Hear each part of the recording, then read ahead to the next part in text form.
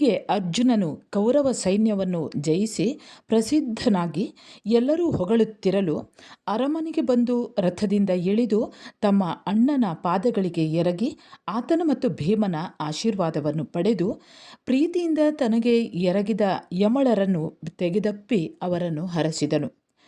ಪಾಂಡುಪುತ್ರರು ಈ ರೀತಿಯಾಗಿ ಛಲದಿಂದ ಹಗೆಗಳನ್ನು ಧ್ವಂಸ ಮಾಡಿದ್ದನ್ನು ಕಂಡು ಮತ್ಸ್ಯನು ಅತ್ಯಂತ ಸಂತೋಷದಿಂದ ಪತಾಕೆಗಳನ್ನು ಕಟ್ಟಿಸಿ ಮಂಗಳವಾದ್ಯಗಳನ್ನು ಭಾಜಿಸಿ ತನ್ನ ಪ್ರಾಣಕ್ಕೂ ಅರ್ಥಕ್ಕೂ ಇನ್ನೇನು ತೊಂದರೆಯಿಲ್ಲ ಎಂದು ತಿಳಿದು ಸಾರವತ್ತಾದ ತನ್ನ ಐಶ್ವರ್ಯವನ್ನು ಬಹಳ ಪ್ರೀತಿಯಿಂದ ಪಾಂಡವರ ಮುಂದಿಟ್ಟು ಆನಂದ ಹೊಂದಿದನು. ಆಗ ಪುರಜನರು ಕಂಕಭಟ್ಟನು ಯುಧಿಷ್ಠಿರನೆಂದು, ವಲಲನು ವೃಕೋದರನೆಂದು, ಬೃಹನ್ನಳೆಯು ಫಲ್ಗುಣನೆಂದು, ಅಶ್ವಪಾಲಕ ಗೋಪಾಲಕರು ನಕುಲ ಸಹದೇವರೆಂದು ಹೇಳಿಕೊಳ್ಳುತ್ತಾ ಭೂಪಾಲಕರಿಗೂ ಒದಗುವ ಕಾರ್ಯಗತಿಗಳು ಎಷ್ಟು ಬಗೆಯಾದುವೋ ಎಂದು ಮಾತನಾಡಿಕೊಳ್ಳುತ್ತಿದ್ದರು. ಆಗ ವಿರಾಟನ ಮಹಾದೇವಿಯಾದಂತಹ ಸುಧೇಷ್ಣೆಯು ಕೂಡಲೇ ಗೆ ನಮಸ್ಕಾರ ಮಾಡಿದಳು. ವಿರಾಟನು ಧರ್ಮನಂದನನ ಪಾದಗಳಿಗೆ ಎರಗಿ ಹೀಗೆಂದು ಹೇಳುತ್ತಾನೆ: ಧರ್ಮನಂದನನೇ, ಇತರ ಯಾವ ರಾಜ್ಯದಲ್ಲಿಯೂ ಇರಲೊಲ್ಲದೆ ನೀವು ದಯಮಾಡಿ ನನ್ನ ರಾಜ್ಯದಲ್ಲಿ ಬಂದು ನಿಂತುದು ನಿಮ್ಮ ಸೇವಾಸಕ್ತನಾಗಿರುವಂತಹ ನನಗೆ ಕೇವಲ ಗೌರವವನ್ನು ತಂದಿದೆ. ನನ್ನ ಮಗಳಾದ ಉತ್ತರೆಯನ್ನು ಒಪ್ಪಿ ಅಭಿಮನ್ಯುವಿಗೆ ವಿವಾಹವನ್ನು ಮಾಡಿದ್ದಲ್ಲಿ ನಿನ್ನ ದಯೆಯಿಂದ ನಾನು ಪರಮ ಸುಖವನ್ನು ಹೊಂದುತ್ತೇನೆ, ಮಹೋನ್ನತನಾಗುವೆನು. ಹೀಗೆನ್ನಲು ಧರ್ಮನಂದನನು, ಹಾಗೆಯೇ ಆಗಲಿ, ನಿಮ್ಮ ನಮ್ಮ ನಂಟತನವು ಈಗಾದುದಲ್ಲ. ಹಿರಣ್ಯಗರ್ಭ ಬ್ರಹ್ಮರಿಂದ ಅವ್ಯವಚ್ಛಿನ್ನವಾಗಿ ಬಂದುದು. ನಿನ್ನ ಸಮನಾದ ನಂಟನನ್ನು ಎಲ್ಲಿ ಪಡೆಯುವೆನು ಎಂದು ವಿರಾಟನಿಗೆ ಸಂತೋಷವಾಗುವಂತೆ ನುಡಿದು ಸುಭದ್ರೆಯನ್ನು ಅಭಿಮನ್ಯುವನ್ನು ಒಡಗೊಂಡು ಬರುವಂತೆ ಶ್ರೀಕೃಷ್ಣನ ಬಳಿಗೆ ದೂತನನ್ನು ಅಟ್ಟಿ ಬರಿಸಿ ಪಾಂಡವರೈವರು ವಿರಾಟ ಸಮೇತರಾಗಿ ಹೊರಟು ಆತನನ್ನು ಎದುರುಗೊಂಡರು. ಶ್ರೀಕೃಷ್ಣನು ಧರ್ಮನಂದನನ ಪಾದಗಳಿಗೂ ಮರುತ್ಸುತಾದಿಗಳು ಹರಿಯ ಪಾದಗಳಿಗೂ ಅಭಿಮನ್ಯುವು ಪಾಂಡವರೈವರ ಪಾದಗಳಿಗೂ ಎರಗಿ ಆಶೀರ್ವಾದಗಳನ್ನು ಪಡೆಯುತ್ತಾರೆ. ತರುವಾಯ ಹರಿಯು ಪಾಂಡವರು ಒಬ್ಬರನ್ನೊಬ್ಬರು ಅಗಲಿದಂದಿನಿಂದ ಉಂಟಾದ ಸುಖ ದುಃಖಗಳನ್ನು ಅನ್ಯೋನ್ಯವಾಗಿ ನಿವೇದನೆ ಮಾಡಿಕೊಂಡು ಹರುಷದಿಂದ ಪಟ್ಟಣವನ್ನು ಹೊಕ್ಕು ಮಜ್ಜನ ಭೋಜನಾದಿಗಳಿಂದ ಮುರಾಂತಕನ ಮಾರ್ಗಾಯಾಸವನ್ನು ಕಳೆದ ತರುವಾಯ ಧರ್ಮನಂದನನು ಆತನನ್ನು ಅಭಿಮನ್ಯು ವಿವಾಹ ಕಾರ್ಯಾಲೋಚನೆಯಲ್ಲಿ ಒಡಂಬಡಿಸಲು ಶುಭಲಗ್ನದಲ್ಲಿ ಅಭಿಮನ್ಯುವಿಗೂ ಉತ್ತರೆಗೂ ಅತಿ ಸಂಭ್ರಮದಿಂದ ವಿವಾಹವು ನೆರವೇರಿತು. ತರುವಾಯ ಹರಿಯನ್ನು ದ್ವಾರಾವತಿಗೆ ಕಳುಹಿಸಿ ಮಾಂಡಲಿಕರು ಮೊದಲಾದವರು ತಮ್ಮ ಬಾಳ್ದಲೆಯನ್ನು ವಸ್ತುವಾಹನಗಳನ್ನು ತಮಗೆ ಅರ್ಪಿಸಿ ಸೇವಿಸುತ್ತಿರಲು ಪಾಂಡವರು ವಿರಾಟನಗರದಲ್ಲಿ ಸಂತೋಷದಿಂದ ಇದ್ದರು. ಹೀಗೆ ಸ್ವಲ್ಪ ಕಾಲ ಕಳೆದ ಮೇಲೆ ತಮ್ಮ ದಾಯಿಗರು ರಾಜ್ಯವನ್ನು ಆಳುತ್ತಿರುವಲ್ಲಿ ತಾವು ಕಂದಿ ಕುಂದುತ್ತಿರುವೆವು ಎಂಬ ವ್ಯಥೆಯಿಂದ ತಮ್ಮ ತೋಳ್ಬಲವನ್ನು ನೆಚ್ಚಿ ಪ್ರತಿಜ್ಞೆಯ ವರ್ಷಾವಧಿ ಮುಗಿದರೂ ಶತ್ರುಗಳಿಗೆ ಅಂತ್ಯಕಾಲವು ಬಾರದೇ ಇರುವುದಕ್ಕೆ ವ್ಯಥೆಯನ್ನು ಪಟ್ಟು ತಾವು ಸುಮ್ಮನಿರಲಾಗದು ಎಂದು ದುರ್ಯೋಧನನಾದರೂ ಶ್ವೇತಕೃಷ್ಣ ಕಾರಕನಾದುದರಿಂದ ಅವನು ಕೃಷ್ಣನನ್ನು ತನ್ನ ಕಡೆಗೆ ಮಾಡಿಕೊಳ್ಳುವುದಕ್ಕೆ ಮೊದಲೇ ಆತನನ್ನು ತಮ್ಮ ಪಕ್ಷಕ್ಕೆ ಮಾಡುವುದು ಉತ್ತಮವೆಂದು ಈ ಪ್ರಧಾನ ಕಾರ್ಯವನ್ನು ತಮ್ಮೊಳಗೆ ಆಲೋಚಿಸಿ ಪಾಂಡವರು ವಿಕ್ರಮಾರ್ಜುನರನ್ನು ಕೃಷ್ಣನ ಬಳಿಗೆ ಕಳುಹಿಸಿಕೊಟ್ಟನು.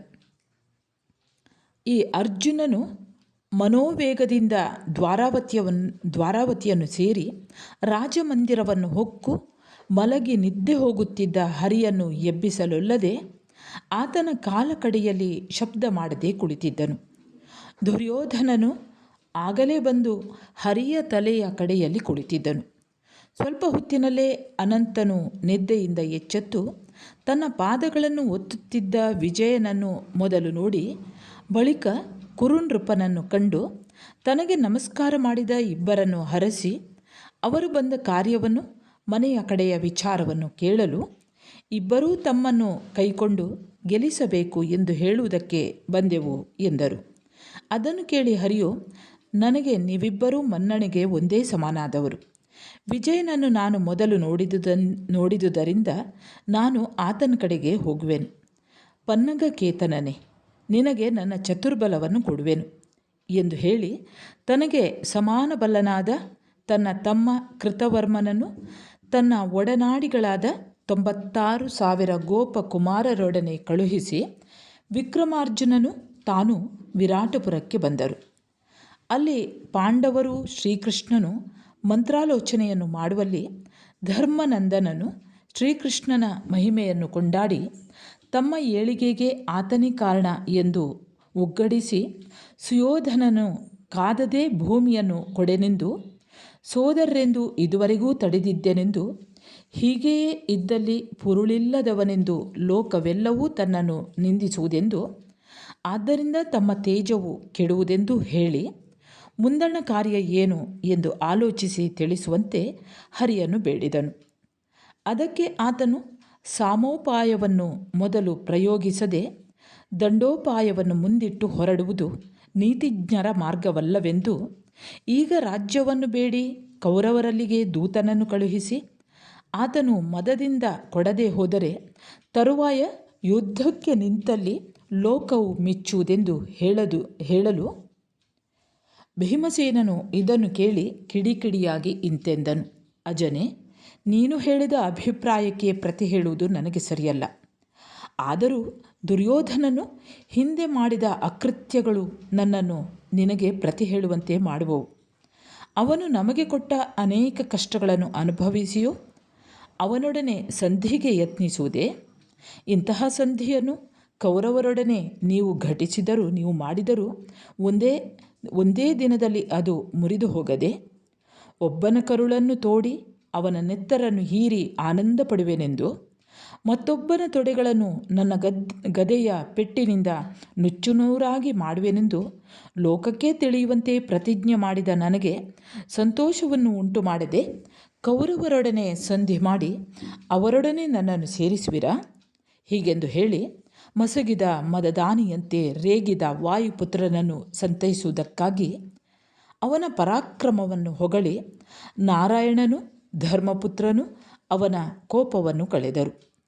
ತರುವಾಯ ಯುಧಿಷ್ಠಿರನು ನಿಶ್ಚಿತ ಕಾರ್ಯವನ್ನು ಅನುಷ್ಠಾನ ಮಾಡಲೆಂದು ಶ್ರೀಕೃಷ್ಣನನ್ನು ದೂತ ಕಾರ್ಯಕ್ಕೆ ಕೌರವನಲ್ಲಿಗೆ ಕಳುಹಿಸಲು ಆತನು ಹೊರಟು ಕೆಲವು ದಿನಗಳಲ್ಲಿ ಹಸ್ತಿನಾಪುರವನ್ನು ಸೇರಿ ವಿದುರನು ಪಾಂಡವ ಪಕ್ಷಪಾತಿಯಾದುದರಿಂದ ಆತನ ಮನೆಗೆ ಹೋಗಿ ತನಗೆ ಎದುರಾಗಿ ಬಂದ ಕುಂತಿಗೆ ನಮಸ್ಕರಿಸಿ ತನಗೆ ಎರಗಿದ ವಿದುರನನ್ನು ಹರಸಿ ಮಣಿಮಯ ಪೀಠದಲ್ಲಿ ಕುಳಿತು ಪಾಂಡವರ ಕುಶಲ ವಾರ್ತೆಯನ್ನು ತಿಳಿಸಲು ವಿದುರನು ಹರಿಯನ್ನು ಉಚಿತವಾದಂತಹ ಮರ್ಯಾದೆಗಳಿಂದ ಸಂತೋಷಪಡಿಸಿ ಆತನ ಬರವನ್ನು ಕೂಡಲೇ ಸುಯೋಧನನಿಗೆ ತಿಳಿಸಿದನು.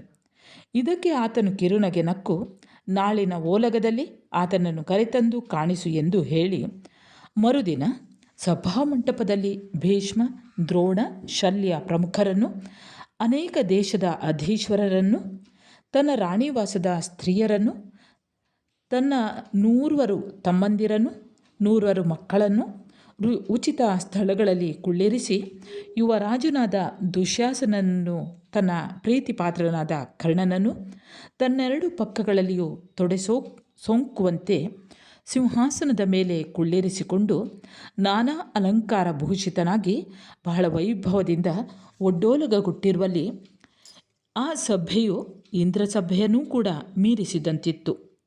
ಆ ಸಮಯದಲ್ಲಿ 3ನೆಯ ಬಾಗಿಲಿಗೆ ಬಂದಿದ್ದ ಅನಂತನ ಬರವನ್ನು ಪ್ರತಿಹಾರನು ಭಿನ್ನಯಿಸಲು ಕುರುರಾಜನು ಸಿಂಧೂತನೂಜನ ಮುಖವನ್ನು ನೋಡಿ ಲೋಕಗುರುವು ಶಂಖ ಚಕ್ರ ಗದಾಧರನು ಚತುರ್ಭುಜನೂ ಆದ ನಾರಾಯಣನು ಜನಜನಿತ ಕಾರ್ಯವಶದಿಂದ ನನ್ನಲ್ಲಿಗೆ ಬಂದನೆಂದರೆ ನನ್ನ ಪ್ರಭಾವವನ್ನು ಮೀರಿದವರು ಯಾರಾದರೂ ಉಂಟೆ ಎಂದು ನುಡಿದು ಪ್ರತಿಹಾರನನ್ನು ಕುರಿತು ಆತನನ್ನು ಬರಹೇಳು ಎನ್ನಲು ಅಂಜನಾದ್ರಿಯಂತೆ ತೋರಿ ಬರುತ್ತಿರುವ ಅಂಬುಜೋದರನನ್ನು ಮೆಲ್ಲನೆ ನೋಡಿ ತಾನು ಸ್ವಲ್ಪ ಮೇಯ್ಯಲಸಿದಂತೆದ್ದು ಸಿಂಹಾಸನದ ಮೇಲಿಂದಲೇ ಆತನನ್ನು ಅಪ್ಪಿಕೊಂಡು ನಮಸ್ಕರಿಸಿ ಉಚ್ಛಾಸನದಲ್ಲಿ ಕುಳಿತುಕೊಳ್ಳುವಂತೆ ಹೇಳಿ ಆರ್ಘ್ಯವಿತ್ತು ತಾನೂ ಕುಳಿತುಕೊಂಡನು. ತರುವಾಯ ಹರಿಯ ಮುಖವನ್ನು ನೋಡಿ ಸುಯೋಧನನು, ಕಂಸಾರಿಯೇ, ಸಂಸಾರದಲ್ಲಿ ನನ್ನಂತೆ ಪುಣ್ಯಶಾಲಿಗಳಾದವರು ಯಾರಾದರೂ ಇರುವರೆ? ನಿನ್ನ ಪಾದಧೂಳಿಯಿಂದ ನನ್ನ ದೇಹವು ಪವಿತ್ರವಾಯಿತು. ನೀನು ಬಂದ ಕಾರ್ಯ ಯಾವುದು? ನನಗೆ ಏನಪ್ಪಣೆ ಎನ್ನಲು ಹರಿಯು ಆ ಸಭೆಯವರೆಲ್ಲರಿಗೂ ತಿಳಿಯುವಂತೆ ಸ್ಪಷ್ಟವಾಗಿ ಇಂತೆಂದನು. ನೃಪನೇ, ಸೌಭಾಗ್ಯದಿಂದಲೂ ನಯ ಪರಾಕ್ರಮಗಳಿಂದಲೂ ಕೂಡಿ ಜಿತೇಂದ್ರಿಯತ್ವವನ್ನು ಪಡೆದು ಮೂರೂ ಲೋಕಗಳಿಂದಲೂ ಹೊಗಳಿಸಿಕೊಳ್ಳುತ್ತಿರುವ ನಿನ್ನಂತಹ ದೊಡ್ಡವರು ಮತ್ತೆ ಯಾರಿರುವರು? ಉನ್ನತನಾಗಿದ್ದರೂ ಮಾತಿನಲ್ಲಿ ಸತ್ಯಸಂಧತೆಯೂ, ಶಕ್ತಿಯಲ್ಲಿ ಪರಾಕ್ರಮವೂ, ಪಾಂಡಿತ್ಯದಲ್ಲಿ ವಿನಯವೂ, ಹಿರಿಯರಲ್ಲಿ ಮರ್ಯಾದೆಯೂ ನಿನ್ನಲ್ಲಿ ಶೋಭಿಸುತ್ತಿರುವವು. ಹೆಚ್ಚಾದ ಸಿರಿಯಿದ್ದರೂ ನಿನ್ನಲ್ಲಿ ಎಷ್ಟು ಸೌಜನ್ಯವಿರುವುದು! ಪಾಂಡವರು ನಿನಗೆ ಹೊರಗಾದಲ್ಲಿ ನಿನಗೆ ಭೂಪತಿ ಎಂಬ ಪೆಂಪು ಒಡಂಬಡದು. ಇದುವರೆಗೂ ಏನೋ ಮನಸ್ತಾಪದಿಂದ ಒಬ್ಬರನ್ನೊಬ್ಬರು ಅಗಲಿದ್ದೀರಿ. ಆದರೂ ನಿಮಗೂ ಅವರಿಗೂ ಕ್ರೋಧ ಉಂಟೆ?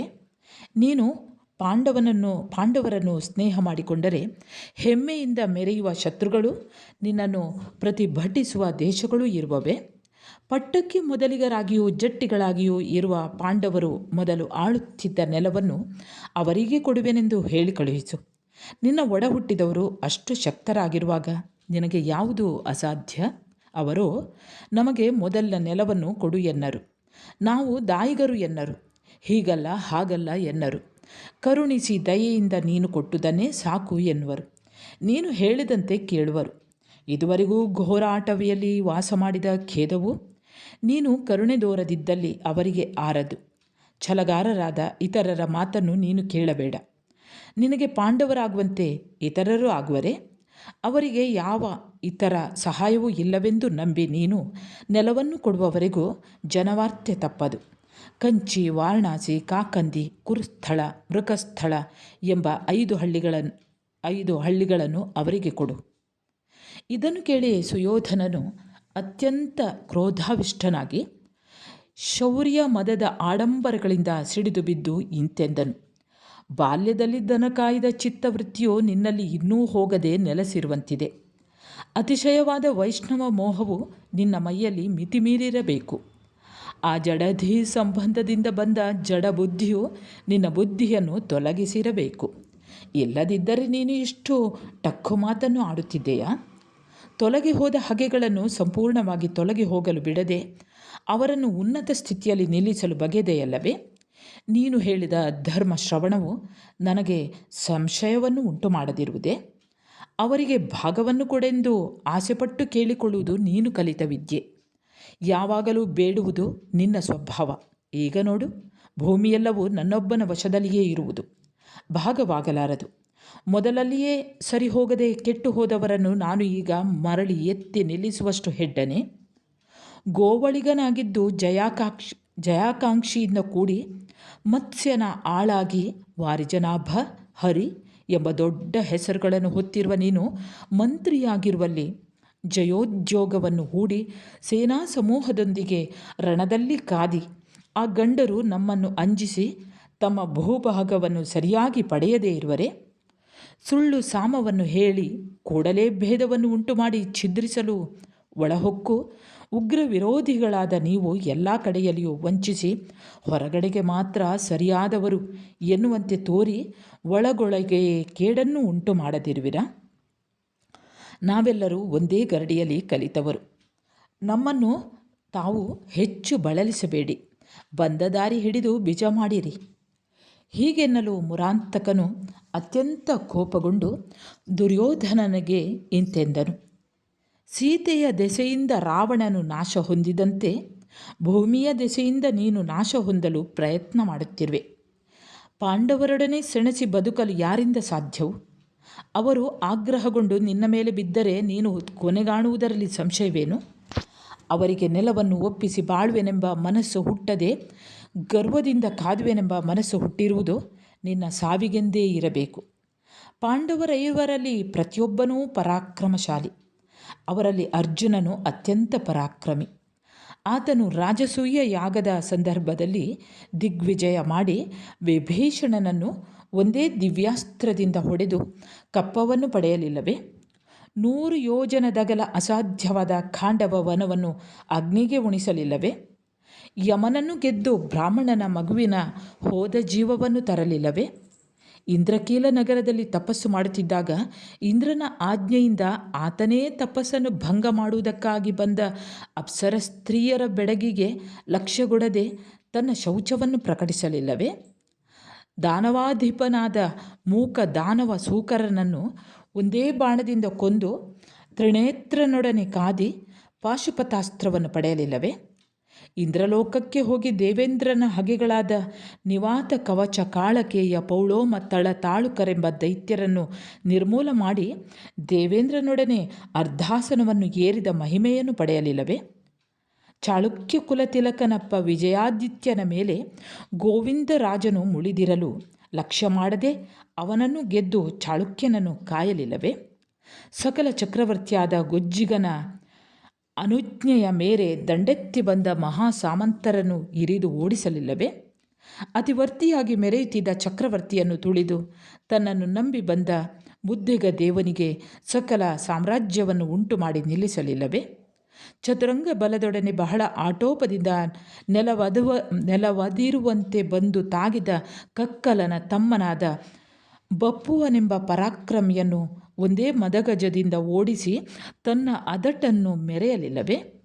ಈ ರೀತಿಯಾಗಿ ಪರುಚಕ್ರಗಳನ್ನು ಅಂಜಿಸಿದ ಪರಸೈನ್ಯ ಭೈರವನ ಅನುಪಮವಾದ ಶೌರ್ಯಾತಿಶಯವನ್ನು ಕಂಡು ಕೇಳಿಯೋ ಪಾಂಡವರೊಡನೆ ಸೆಣಸಲು ನಿನಗೆ ಮನಸ್ಸು ಹೇಗೆ ಬರುವುದು? ಇಷ್ಟೇ ಅಲ್ಲ, ದಶಕಂಧರನು ಕೂಡ ಆಡಿ ಪಾಡಿ ಈಶ್ವರನಿಂದ ವರವನ್ನು ಪಡೆದನಲ್ಲದೆ ವಿಕ್ರಮಾರ್ಜುನನಂತೆ ಹರನನ್ನು ನೆಲಕ್ಕೆ ತುಳಿದು ಗಂಟಲನ್ನು ಮೆಟ್ಟಿ ಪಾಶುಪತಾಸ್ತ್ರವನ್ನು ಪಡೆದವರು ಯಾರು? ಸುಯೋಧನನೇ.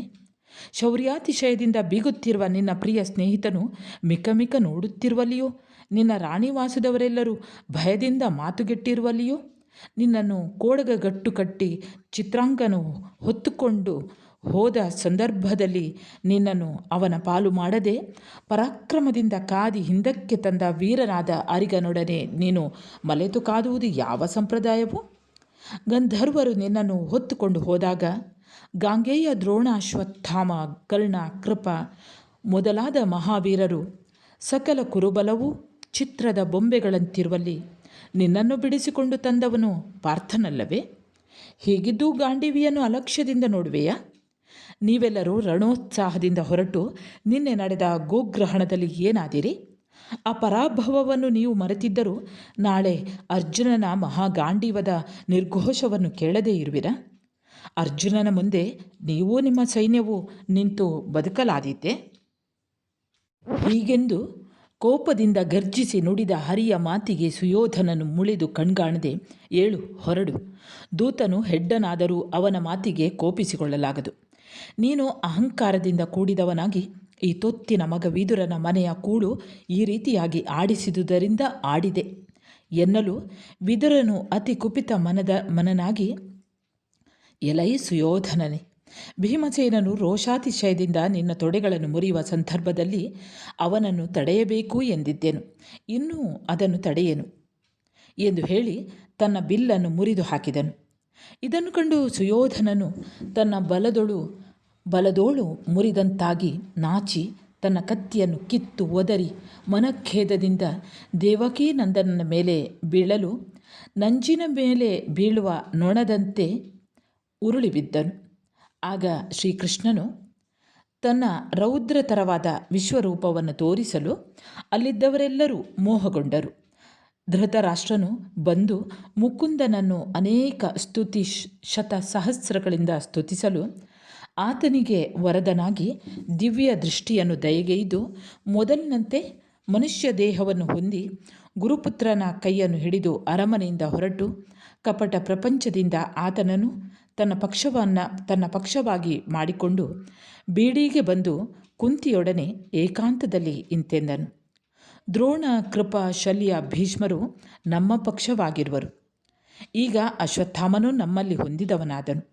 ಸಮಸ್ತ ಶಸ್ತ್ರ ವಿಶಾರದನು, ಗೆಲ್ಲಲಸಾಧ್ಯನು, ನಮಗೆ ಹೊಂದಿಬಾರದವನು ಕರ್ಣನೊಬ್ಬನೇ.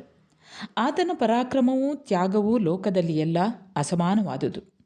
ನಾನು ನನ್ನಿಂದಾಗುವ ಮಟ್ಟಿಗೆ ಆತನನ್ನು ಭೇದಿಸುವೆನು. ನೀವು ನಿಮ್ಮ ಚೊಚ್ಚಲ ಮಗನಾದ ಸೂರ್ಯಪುತ್ರನನ್ನು ಸೂರ್ಯ ದಿನದಲ್ಲಿ ಕಂಡು ಕಾರ್ಯಸಿದ್ಧಿ ಮಾಡಿ ಬನ್ನಿರಿ.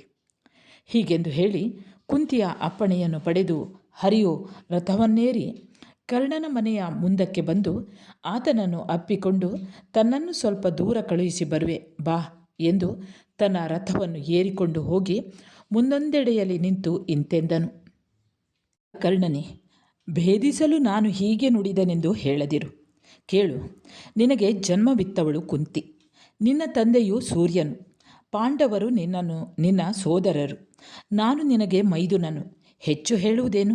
ಈ ಭೂಮಿಯೆಲ್ಲವೂ ನಿನ್ನದೇ, ಪಟ್ಟವೂ ನಿನ್ನದೇ. ನೀನಿರುವಲ್ಲಿ ಇತರರು ನರೇಂದ್ರರೇ? ನಿನ್ನನ್ನು ನಿಮ್ಮ ತಾಯಿಯು ಗಂಗೆಗೆ ಒಪ್ಪಿಸಿ ಹೋಗಲು ಸೂತನು ನಿನ್ನನ್ನು ಕಂಡು ತನ್ನ ಹೆಂಡತಿಯಾದ ರಾಧೆಗೆ ಕೊಟ್ಟುದರಿಂದ ನೀನು ರಾಧೇಯನೆನಿಸಿಕೊಂಡು ಸೂತ ಜನಾದೆ.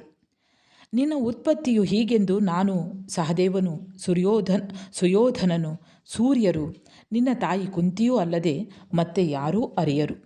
ದುರ್ಯೋಧನನು ನಿನ್ನನ್ನು ಯಾವುದರಿಂದ ನಂಬಿದನೆಂದರೆ, ನೀನೂ ಆತನು ಒಂದು ಬಾರಿ ಗಂಗಾ ನದಿ ತೀರದಲ್ಲಿ ಬೇಟೆಯಾಡುತ್ತಿರುವಾಗ ಆ ಸಮೀಪದ ತಾಪಸಾಶ್ರಮದಲ್ಲಿ ಸತ್ಯಂತಪರೆಂಬ ದಿವ್ಯ ಜ್ಞಾನಿಗಳನ್ನು ಕಂಡು ಎರಗಿದ ನಿಮ್ಮಿಬ್ಬರನ್ನು ಆ ಜ್ಞಾನಿಯು ಹರಸಿ ನಿನಗೆ ಮೊದಲು ಆಸನವನ್ನು ತರಿಸಿಕೊಡಲು ಸುಯೋಧನನು ಖೇದಗೊಂಡು ನಿನ್ನನ್ನು ಹೋಗ ಹೇಳಿ, ನಾನಿರುವಲ್ಲಿ ತಾವಿದೇಕೆ ಆ ಮೀಂಗುಲಿಗನಿಗೆ ದಯೆಗೈದಿರಿ ಹೇಳಿರಿ ಎಂದು ಆ ಮುನಿಯನ್ನು ಕೇಳಿದಾಗ, ಆತನು ದೊರೆಗೆ ಎಲ್ಲವನ್ನು ತಿಳಿಸಲು ದೊರೆಯು ನಂಬಿ, ಮುಳ್ಳನ್ನು ಮುಳ್ಳಿನಿಂದಲೇ ತೆಗೆಯುವ ಉಪಾಯವನ್ನು ಮಾಡುವೆನು ಎಂದು ನಿನ್ನನ್ನು ಕೇವಲ ನಯದಿಂದ ಪೋಷಿಸುತ್ತಾ ಪ್ರೀತಿಯಿಂದ ನಿನ್ನೊಡನೆ ಉಂಡನಲ್ಲವೇ?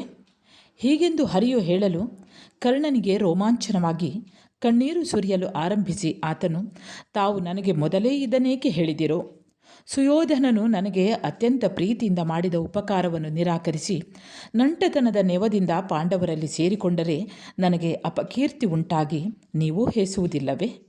ಸುಯೋಧನನು ತನ್ನ ಆಂತರ್ಯ ವಿಚಾರದಲ್ಲಿಯೂ ನನ್ನ ಸಲಹೆಯನ್ನು ಕೇಳುತ್ತಿರುವಲ್ಲಿ ಅಂತಹ ಭೂಪೋತ್ತಮನನ್ನು ತೊರೆದು ನಿಮ್ಮಲ್ಲಿ ಸೇರಿಕೊಂಡರೆ ನಾನು ನೀಚನಾಗೆನೆ ಎನ್ನಲು ನಾರಾಯಣನು ತನ್ನ ಮಾತಿಗೆ ಕರ್ಣನು ಹೇಗೂ ಒಡಂಬಡನು ಎಂದು ನಿರ್ಣಯವಾಗಿ ಅರಿತು ಆತನನ್ನು ಹಿಂದಕ್ಕೆ ಕಳುಹಿಸಿ ತಾನೂ ಹೊರಟು ಹೋದನು. ಇತ್ತ ಅಂಗರಾಜನು ತನ್ನ ಮನೆಗೆ ಬಂದು ಚಿಂತಾಕ್ರಾಂತನಾಗಿ, ಕುರುಪತಿಗೆ ದೈವ ಬಲವಿಲ್ಲ, ಗುರುವು ಗುರುಪುತ್ರನು ಸಿಂಧುಸುತನು ಮೇಲೆ ಮೇಲೆ ಹೋರಾಡುವರು. ದೊರೆಯು ನನ್ನನ್ನು ನಂಬಿ ಅಭಿವೃದ್ಧಿಗೊಳಿಸಿ ಮೊದಲಿನಿಂದಲೂ ಕಾಪಾಡಿರುವನು. ಹೀಗಿರುವಾಗ ಯುದ್ಧದಲ್ಲಿ ಆತನಿಗೆ ಹೇಗೆ ತಪ್ಪಲಿ? ನಾನು ಎದುರಿಸಿ ಕಾದಬೇಕಾದವರು ನನ್ನ ಸೋದರರು. ನೋಡಿ ನೋಡಿ ವ್ಯಥೆ ಪಡೆದೇ ಅವರನ್ನು ಹೇಗೆ ಕೊಲ್ಲಲಿ?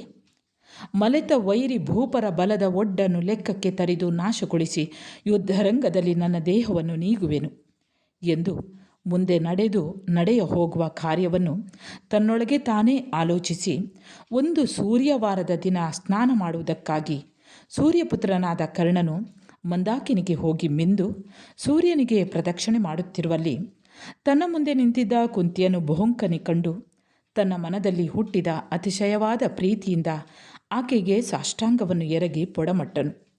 ಆಗ ಕುಂತಿಯು ತನ್ನ ಮಗನನ್ನು ಪ್ರೇಮದಿಂದ ಅಪ್ಪಿಕೊಂಡು ಹರಸಿ ಆಗ ತಾನೇ ಮಗನನ್ನು ಹೆತ್ತವಳಂತೆ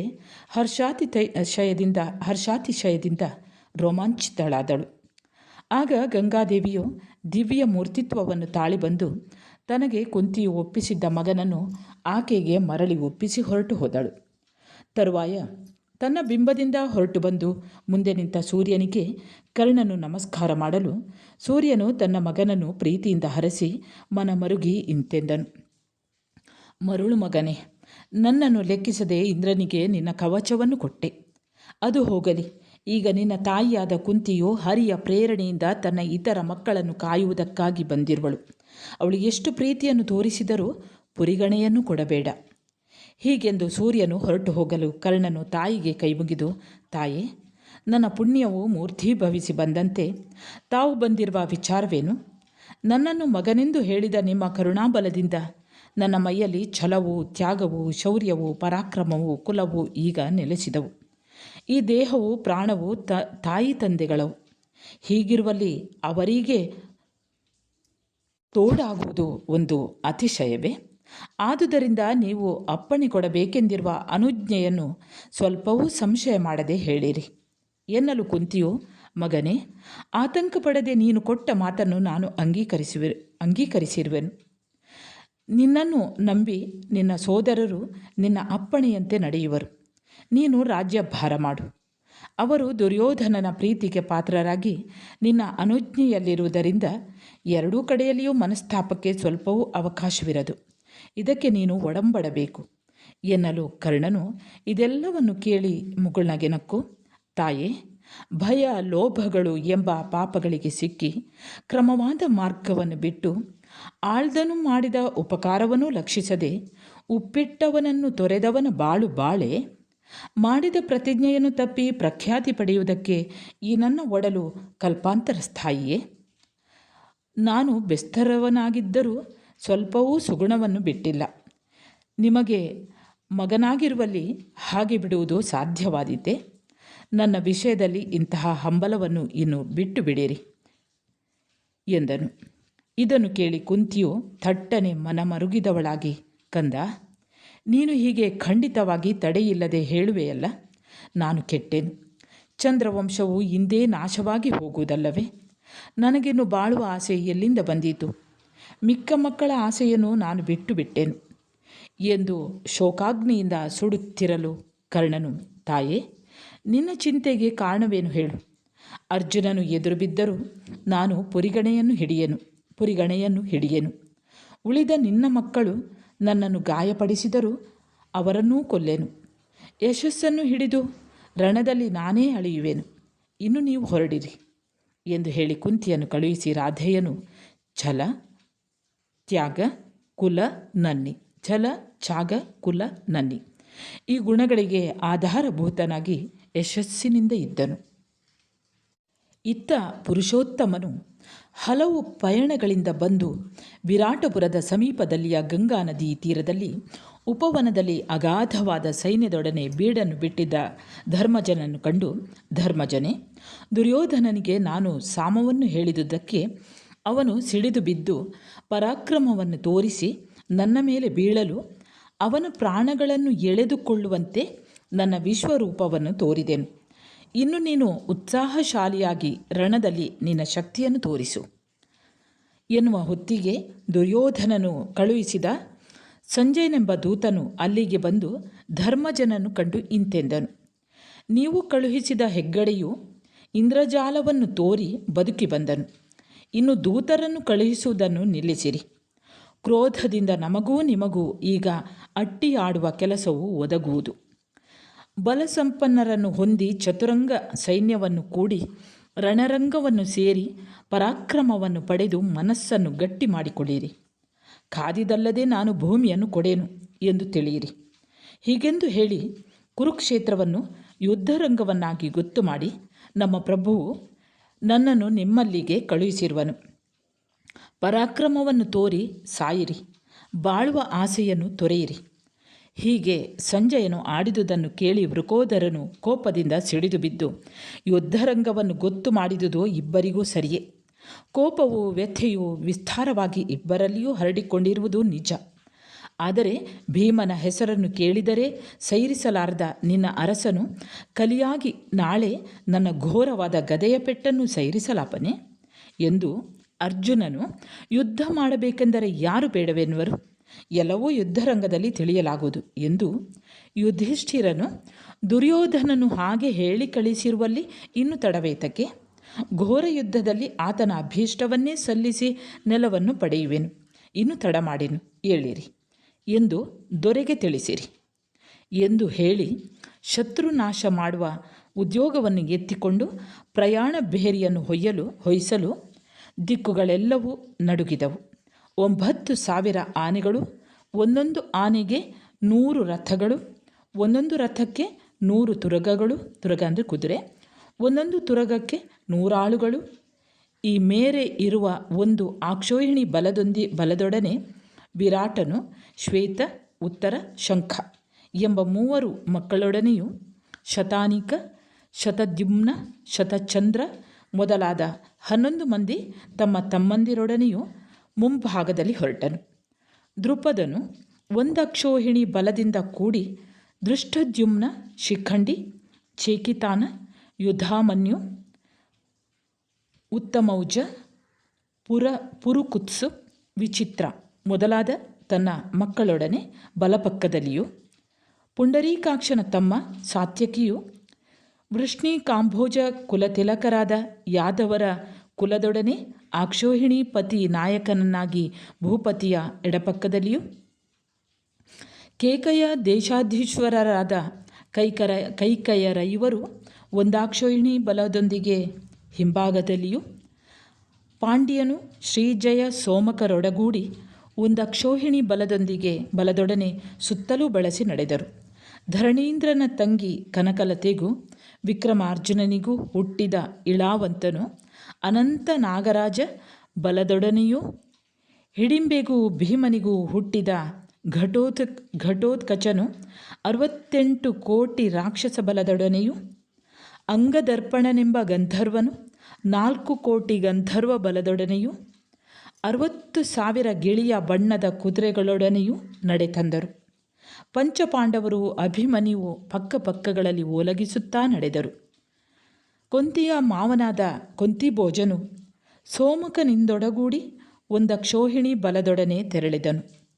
ಪ್ರಭದೈಕ ಬಲವು ಅಂಗ, ವಂಗ, ಕಳಿಂಗ, ಕೊಂಗ, ಕೊಂಕಣ, ಗೊಲ್ಲ, ಕಾಂಭೋಜ, ಮಗಧ, ಸೌರಾಷ್ಟ್ರ, ವರಾಟ, ಲಾಟ, ಕರ್ಣಾಟ, ಕರ್ಹಾಟ, ಮಳಯ, ಮಾಳವ, ನೇಪಾಳ, ಪಾರಿವ, ಪಾರಿಯಾತ್ರ, ಬರ್ಬರ, ಕೋಸಳ, ಕಾಶಿ, ಕಾಶ್ಮೀರ, ಕೌಶಿಕ, ಆಂಧ್ರ, ದ್ರವಿಳ, ಗಜಮುಖ, ಅಶ್ವಮುಖ, ಉಷ್ಟ್ರಮುಖ, ಖರಮುಖ, ಮೇಷಮುಖ, ಲಂಬಕರ್ಣ, ಹಸ್ತಿಕರ್ಣ, ಅಶ್ವಕರ್ಣ, ತುರುಷ್ಕ ಮೊದಲಾದ ನಾನಾ ದ್ವೀಪ ದೇಶಾಧೀಶ್ವರರು, ಹಗೆ, ಕ್ರಮ, ಅಪಮಾನ, ಹಳೆಯ ಸಂಬಂಧ, ಕಾಣಿಕೆ, ಫಳಬದ್ಧ, ವೈವಾಹಿಕ ಸಂಬಂಧ, ಮೈತ್ರಿ, ಮೇರೆ, ಭೃತೃತ್ವ, ಸ್ವಾಮಿ ಭೃತ್ಯ ಸಂಬಂಧ, ಬಾಹುಬಲ, ಮೈಮೆ, ಮೋಕ್ಷ ಈ ಸಂಬಂಧಗಳ ದೆಸೆಯಿಂದ 7 ಅಕ್ಷೋಹಿಣಿ ಬಲದೊಡನೆ ಕೂಡಿ ನಡೆದರು.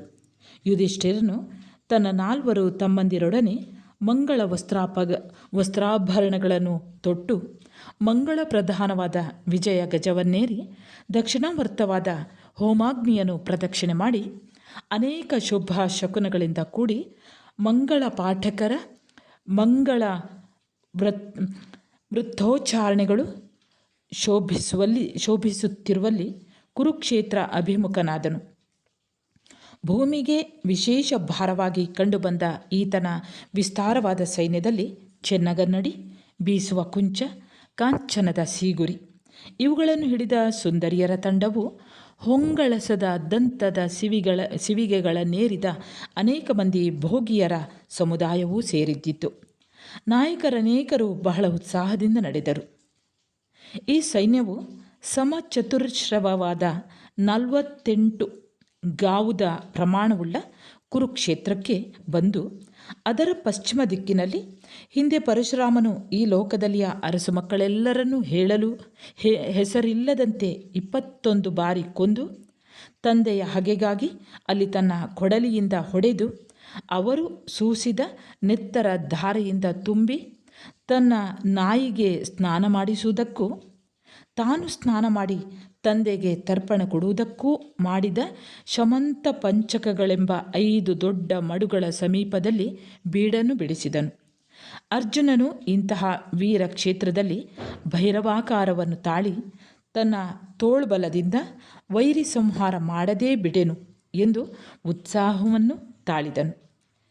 ವಿದ್ಯಾರ್ಥಿಗಳೇ ಮತ್ತು ಆತ್ಮೀಯರೇ, ಇಲ್ಲಿಗೆ 9ನೆಯ ಆಶ್ವಾಸ ಮುಕ್ತಾಯವಾಗ್ತದೆ. ಮುಂದಿನ ಆಶ್ವಾಸಗಳನ್ನು ಮುಂದಿನ ನನ್ನ ವಿಡಿಯೋದಲ್ಲಿ ವೀಕ್ಷಿಸ್ತಾ ಇರಿ. ಅಲ್ಲಿಯವರೆಗೆ ನಮಸ್ಕಾರ.